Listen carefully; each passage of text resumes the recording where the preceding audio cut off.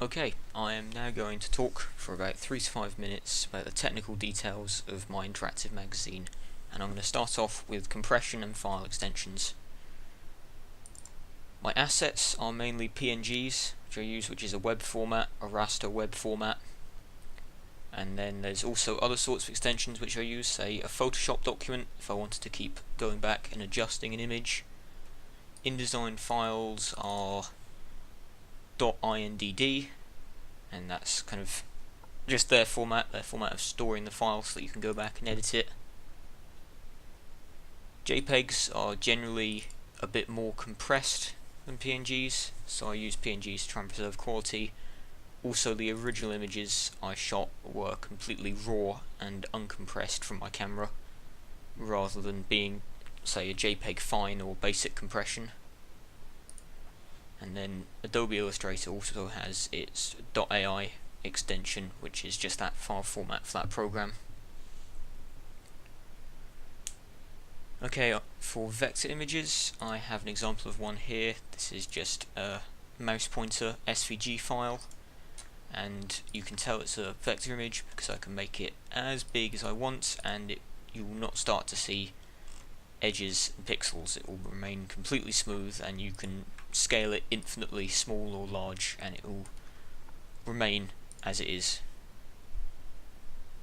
As for raster images, which are photos or PNGs, anything that has been saved for viewing, will have pixels in it just like this, and you will see more and more of those as you zoom in, and less. You can't scale things infinitely, they have to be displayed at a certain size.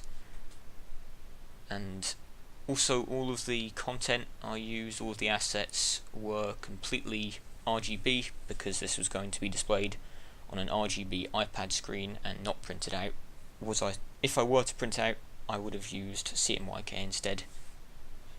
For image capture, I used a Nikon D3100 as well as a tripod to take the photos. They were taken over different periods of exposure to get decent photos of the inside of a computer and of a keyboard. They were stored on the SD card in my camera and then transferred to my computer via an SD card reader. As for workflow, generally I dumped all of my files, all of my photos into Photoshop and then whittled them down to the ones I liked and perfected those. I used Illustrator to make any sort of logo and then composited it all in InDesign, using things like the shapes, the text, creating the scrollable bars and the slideshows. My asset management is a bit messy, but it works. I've got a few JPEGs in here and the logos that I use for the cover, and I've got my main in here, and then here is a load of raw files that I didn't end up using.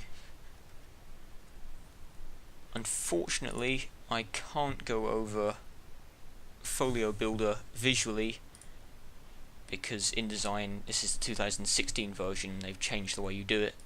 But when I was on the Mac, you use Folio Builder, you create a new folio, and then you can create an article and show it to the vertical and horizontal version of each article, and you update them, and when you're signed into your Adobe ID, that will sync to the Adobe Viewer app, Content Viewer app on an iPad you're using, and then that will allow you to view it on the iPad, and it will continuously sync as long as you keep updating it.